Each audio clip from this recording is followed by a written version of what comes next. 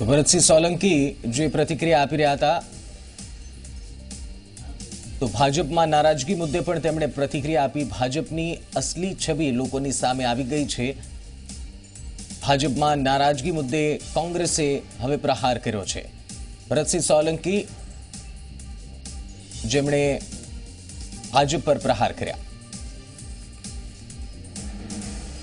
તો આ તરફ જ્યાં વિધાનસભાની ચૂંટણી પૂર્ણ થઈ ગઈ છે, હવે કોંગ્રેસમાં વિપક્ષના નેતા નક્કી કરવાનો સમય આવી ગયો છે, જેને લઈને પ્રદેશ કોંગ્રેસ પ્રભારી અશોક ગેહલોત અને જીતેન્દ્રસિંહની અધ્યક્ષતામાં કોંગ્રેસના ધારાસભ્યોની પ્રથમ બેઠક યોજાઈ હતી, જેમાં રાહુલ ગાંધીને વિપક્ષના નેતા નક્કી કરવાની સત્તા આપતો ઠરાવ પસાર કરાયો હતો।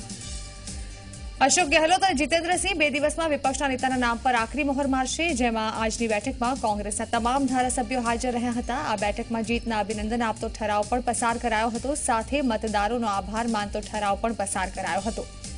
હવે આવતીકાલે ધારાસભ્યો સાથે 1-to-1 બેઠક યોજાશે। આ ઉપરાંત બેઠકમાં ઉપનેતા, દંડક, જાહેર હિસાબ સમિતિના સભ્યો અંગે પણ ચર્ચા થશે।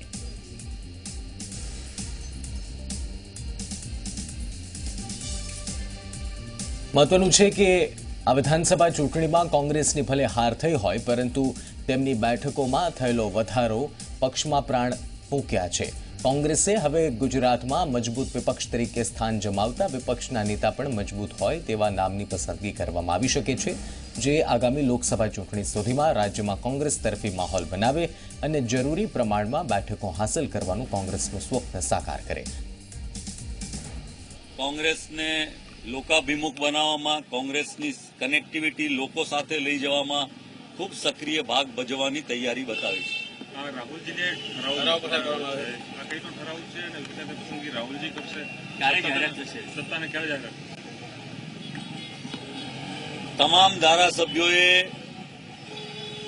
મોહનસિંહભાઈ રાઠવા, સિનિયર મોસ્ટ ધારાસભ્ય અને પૂર્વ વિધાનસભા પક્ષના નેતાએ પ્રસ્તાવ રજૂ કર્યો હતો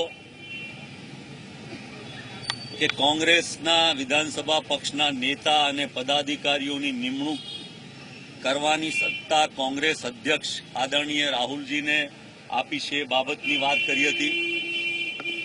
સર્વાનુમતે તમામ ધારાસભ્યોએ હાથ ઊંચા કરી અને એને અનુમોદન આપ્યું હતું।